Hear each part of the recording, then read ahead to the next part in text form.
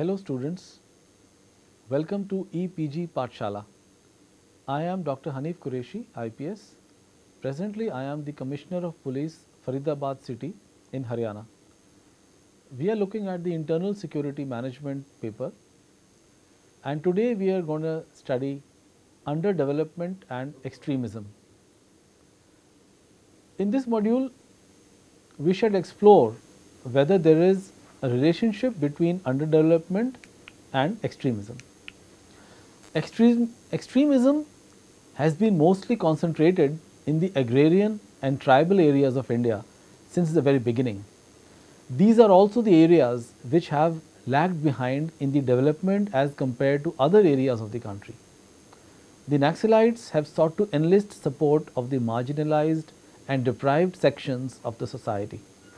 The underdeveloped areas of the country are also the areas which are fertile hunting ground for Naxalites, where they find it easier to attract supporters to their cause. This is also a challenge to the state in that it must pay attention to the root cause, namely underdevelopment, to remove the discontent in people so that no support is provided to these extremist elements. Let me share with you the learning objectives of this module. After completing this module, you will be able to know about the issues of underdevelopment in tribal and agrarian regions of India. You will be able to understand the causes of the Naxalite movement. You will also know how the Naxals attract the poor and marginalized sections of people into extremism. You will also be able to evaluate the efforts of the government in the state and the center to undertake development works in the Naxal affected areas. Now let us look at the relationship between underdevelopment and extremism. An analysis of the Naxal ideology would indicate that it is based on opposition to the class structure of the society. They believe that the two classes of the oppressed and the oppressors are constantly at war. The state represents the interests of the Indian feudal princes, big landlords and capitalists, as said by Das Gupta.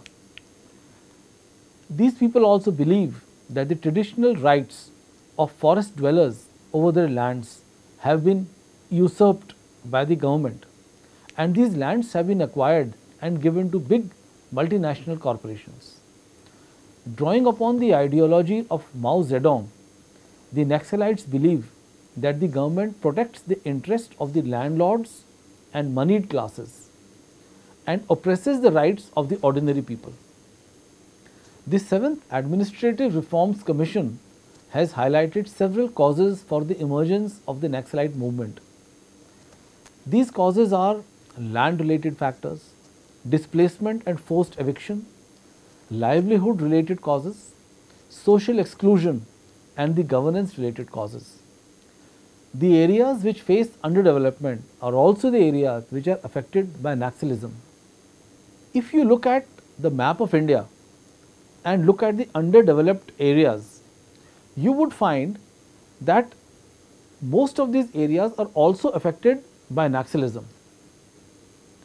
Now let us take a closer look at some of the factors affecting Naxalism. Most of the regions in which the Naxal movement has continued to flourish are also afflicted with high levels of poverty. For instance, in Telangana, the districts of Karimnagar, Adilabad and Warangal had poverty levels of 95.8%, while in the rest of the state it was between 50 and 60%. After independence, the government emphasized improved agricultural policies. These policies and plans aimed on increasing the yield of agricultural produce through better quality seeds, fertilizers and improved irrigation facilities. But adequate attention was not paid to check economic and social disparity. As the commercialization of agriculture assumed high proportions, economic disparities between people widened. The rich got richer and the poor got poorer. As the communist ideology spread, there was a greater mobilization of the marginalized sections of the society, especially lower castes and tribals, who were sharecroppers and also landless laborers. Any person who faces a loss of means of livelihood or land is entitled to get just cash compensation under the Land Acquisition Act. This suggests that land, natural resources, means of livelihood and perhaps even social and cultural loss as a result of displacement can have a monetary value attached to it. Of course, it is well known that there are non-monetary costs also, such as human costs or ecological costs, which are associated with the loss of land. Those costs are not even acknowledged. The government does recognize the problem associated with cash compensation to a certain extent. Efforts have been made to either compensate land for land or to provide them employment in the resulting industry. But many of these measures just remained on paper. They were not actually implemented. In those areas where only compensation given is cash, the tendency to spend the compensation amount of consumer goods and becoming destitute are common. Once people get cash, they would spend it on whatever their daily needs are. And after a certain period of time, that cash is gone and the land is already gone. So the people are left in a lurch. In most of the tribal projects, the oustees from the land, they become listless wanderers without a mooring. That was stated by the Kothari Commission report in 1988. Apart from this factor, livelihood related, there are some land related factors also. Governments have enacted a variety of legislations to address important land related issues, such as introduction of land ceilings for individuals, distribution of surplus land among the landless, consolidation of land holdings, prevention of fragmentation of land, protection of rights of tenants and settlement of wastelands. But the impact of these measures at the ground level is marginal due to slow implementation and faulty implementation.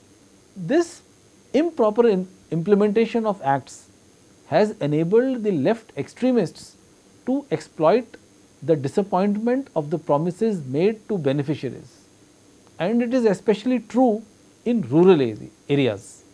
Several reports suggest that at least 40% of the forced evictions in the last 60 years have been of tribal people, and mostly to build dams for the country's supply of power and irrigation, and for the so called development, where the dispossessed people, they never get a share in the fruits of development.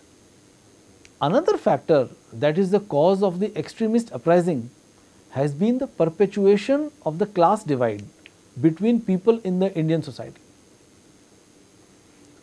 The marginalized people in backward areas, a lot of times they do not have access to a democratic forum to raise their concerns, and they need to voice their grievances. Sometimes this situation has forced them to speak the language of violence. The Constitution of India prohibits discrimination under Article 15. However, there is a need to ensure that equality provisions are effectively implemented also. They not only remain on paper, but their influence and impact is seen on the ground. One of the prominent reasons for the emergence of the Naxalite movement was the prevailing social and economic issues. For instance, a report of the West Bengal State Secretariat of the CPIM stated, behind the peasant unrest in Naxalbari lies a deep social malady, malified transfers, evictions and other anti-people actions of tea gardeners and their jotedars. Therefore, the causes of Naxalism have been several times identified as primarily socio-economic. The class struggle has also existed due to the existence of traditional practices like the zamindari system. After independence, the groups constituting the sharecroppers and the landless labourers wanted their rights to be realized, and they demanded equal status with the landowners. But the landed classes obviously wanted to retain the power and prestige that was given to them under the zamindari system. The sharecroppers and labourers, they consist of mostly the lower castes, and mostly the landowners belong to the higher caste. Therefore, there was a significant overlap between the caste and class identity, and there was not much distinction between class and caste relationships at that time. Therefore, class conflicts were actually manifested as caste conflicts. The iniquity of the caste system perpetuated the perception that higher caste function as the class and they oppress the lower class, which consists of the lower castes. Then we also look at the displacement and forced eviction. You see that the process of alienation of land of tribals has been a major factor responsible for deteriorating economic condition of these people. For example, in Srikakulam district, the Naxal movement, by the time of the uprising, only 1/3 of the tribals owned land. Now, land alienation happens due to many reasons. One of them is indebtedness, and that is a large measure because of the money lenders trap. It also occurs due to government's restrictions of access to forest land. Historically, forests have been the exclusive domain of the tribals. In implementing government regulations on forest access, government actions sometimes result in harassment of tribals, though inadvertently.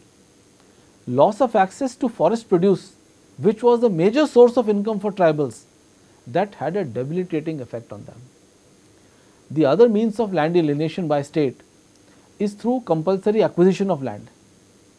As you know, land can be acquired by the government only for a public purpose.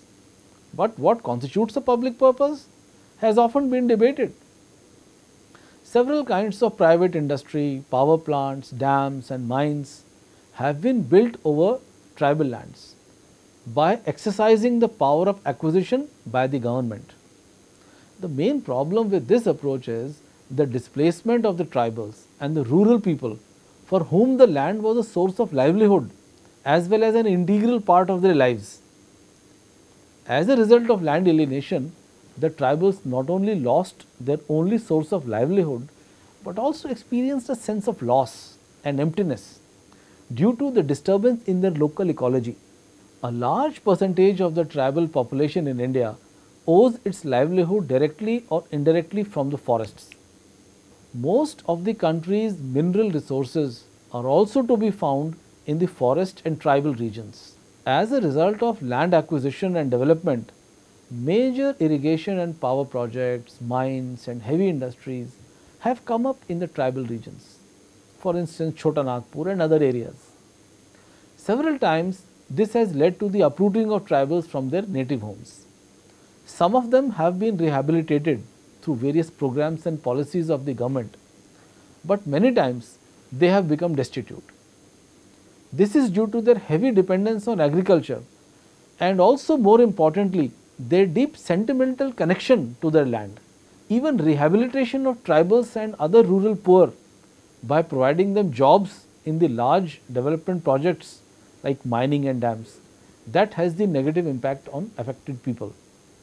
They feel a sense of loss of identity because land alienation as well as adjusting to the new employer-employee relationship is a problem for them.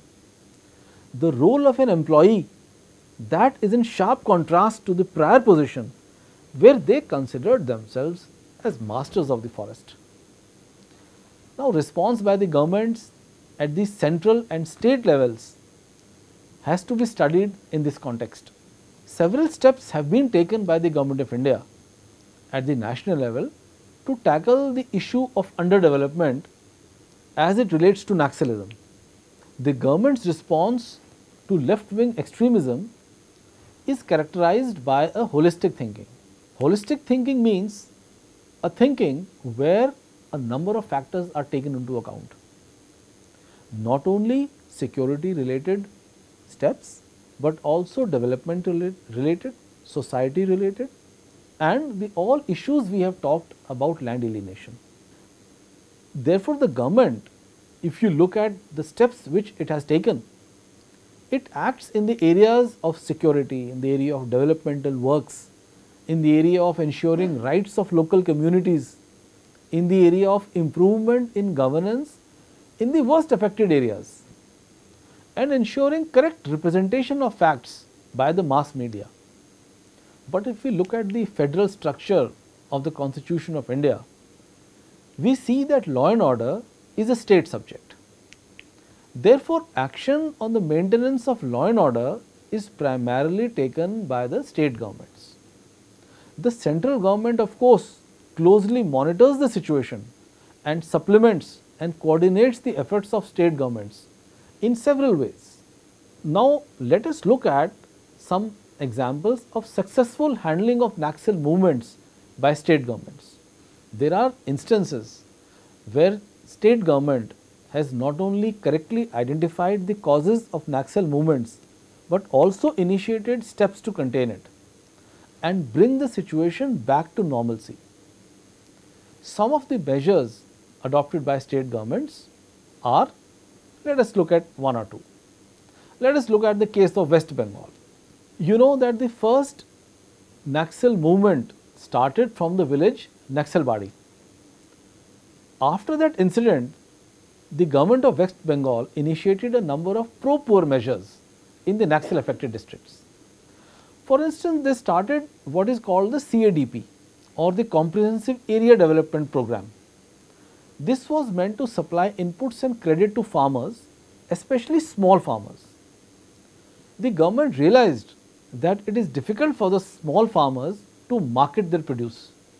Therefore, the government also took up marketing on the behalf of the small farmers.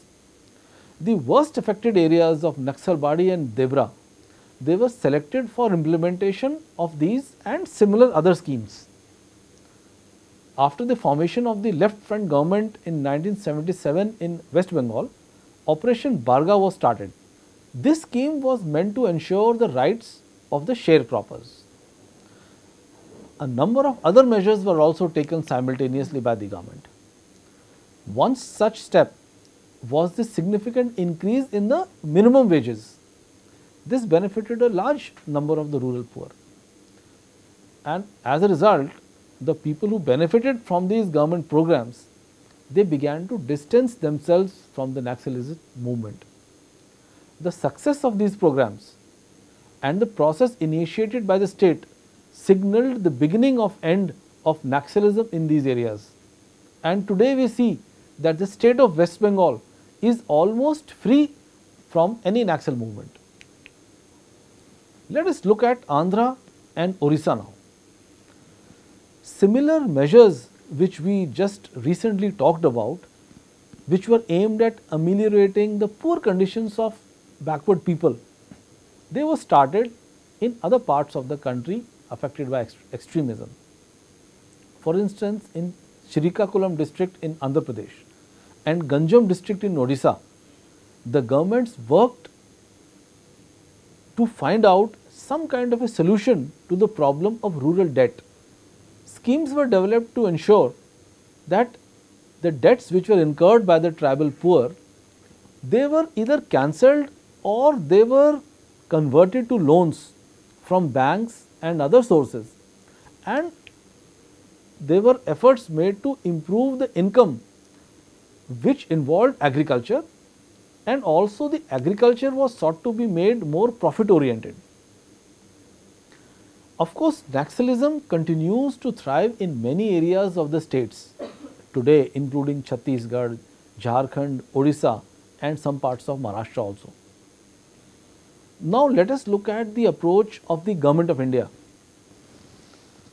The Government of India has taken several steps and launched several schemes for the development of the areas affected by left-wing extremism.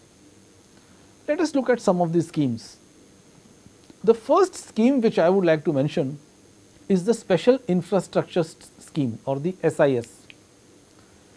The SIS scheme was started from the financial year 2008 with an outlay of Rs 500 crores to cater to the critical infrastructure gaps of security forces which could not be covered under any other scheme. One component of the scheme was meant for meeting out the objects related to requirements of mobility of the security forces, so that they can travel easily by upgrading roads in inaccessible areas, especially forest and tribal areas. So, the movement of the forces became easier. Another scheme which I would like to mention is the Integrated Action Plan or the Additional Central Assistance for especially the LWE affected districts. The Planning Commission had initiated the Integrated Action Plan in 2010, which covered 60 tribal and backward districts. This was meant to fulfill the development needs of the area by providing services and infrastructure. From 2012, this scheme was renamed as Additional Central Assistance for LWE affected districts. Now, this scheme covers 88 districts, most of them which are affected by extremism. And the focus of this scheme includes construction of school buildings, provision of school furniture, providing Anganwadi centers, drinking water facilities, rural roads, godowns, PDS shops, livelihood activities, skill development, minor irrigation, health center and a number of such facilities. Therefore, you can see that the provision of lots of developmental works which relate to education and health have been included in the scheme. The other plan started by the Government of India is the Road Requirement Plan or the RRP. This scheme was implemented by the Ministry of Rural Transport of Ministry of Road Transport and Highways in 2009 for improvement of road conditions in the Naxal affected districts. And the scheme covered Andhra Pradesh, Bihar, Chhattisgarh, Jharkhand, Madhya Pradesh, Maharashtra, Odisha and Uttar Pradesh. Under this scheme, thousands of kilometers of roads have been constructed in the Naxal affected districts. These are the districts which were inaccessible earlier in some parts. The connectivity has now improved considerably in the areas provided by this plan.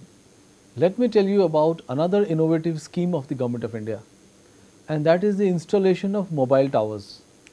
Now, as you know, it has been seen that the communication network is very poor in the areas affected by extremism. The means of communication are so inadequate that people are forced to live in isolated conditions. The private players are obviously hesitant to put up their mobile towers because of the economic viability issues. Therefore, the Government of India decided to put up mobile towers on its own, and the government decided, that was in 2014, that nearly 2,200 locations were identified in consultation with the Home Ministry and BSNL and also the state government in the 10 left-wing extremism affected states. And mobile towers have been slowly put out on all these locations.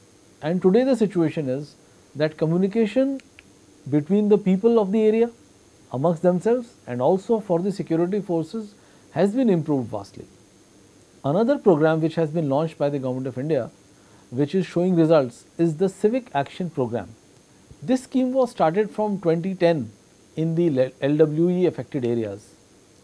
Under this scheme, funds were provided to CRPF, BSF and ITBP, also SSP, that was meant to do welfare activities in the deployment areas. This scheme proved to be very successful in bridging the gap between the security forces and local population and also for winning the hearts and minds of the population.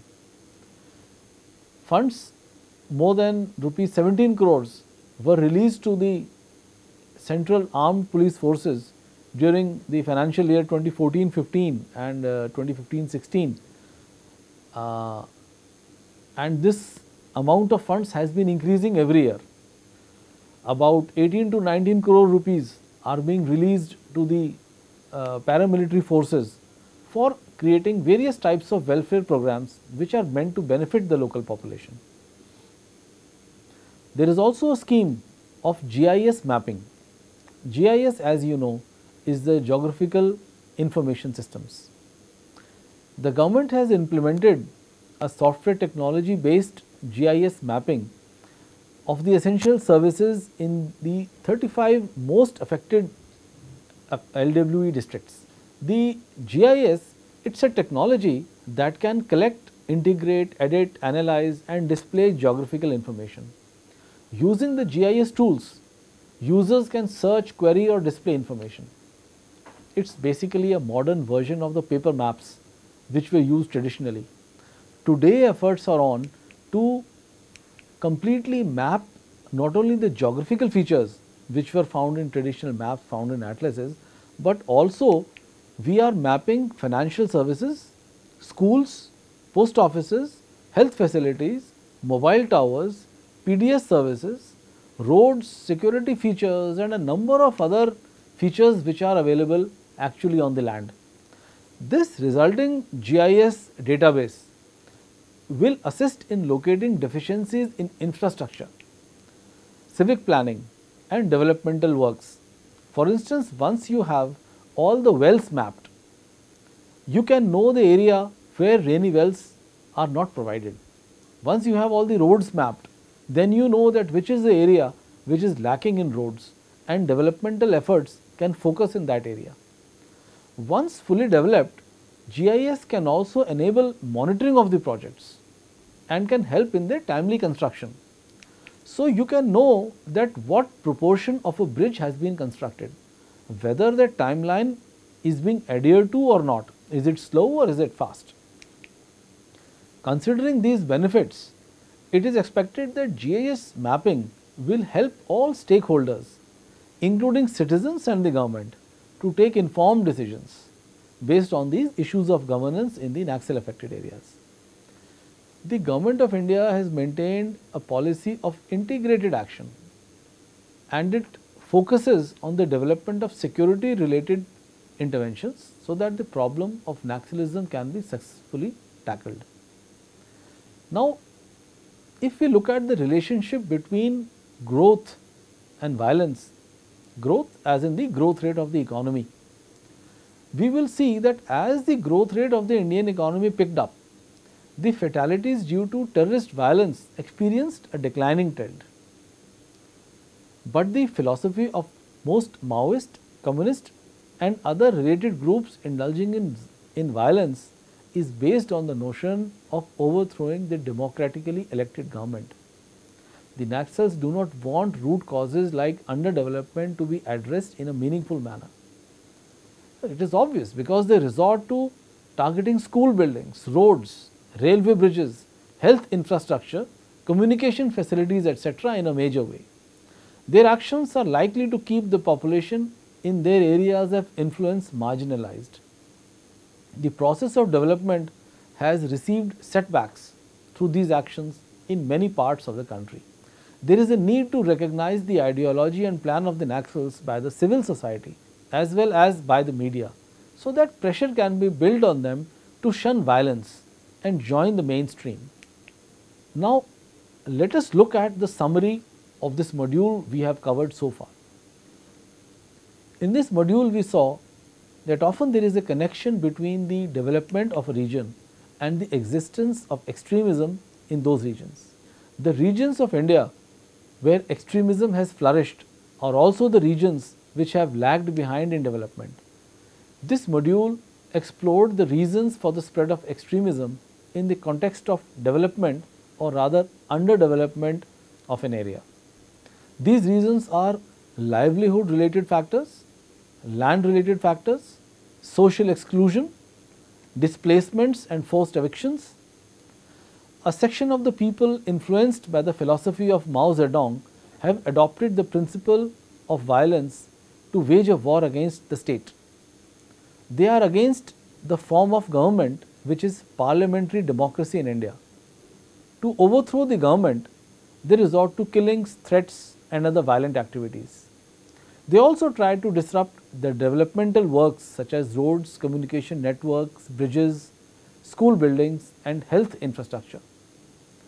The government has taken a holistic approach to deal with the issue of underdevelopment and the Naxal threat. They focus on both the development aspects as well as the security related interventions. So, in this module we have discussed not only about the developmental related activities, but also about security related activities. police and law and order are state subjects. Therefore, the state governments deal with them at a local level. The Government of India assists them through funding as well as providing manpower. As far as the development initiatives are concerned, the government has initiated special plans and programs for the Naxal affected states in general and affected districts in particular. Several schemes have been mentioned in the module, such as Special Infrastructure Scheme or SIS, Integrated Action Plan, Additional Central Assistance, Road Requirement Plan, Installation of Mobile Towers, Civic Action Plan and GIS mapping. These plans are currently in operation for the benefit of the affected areas. Thank you for watching.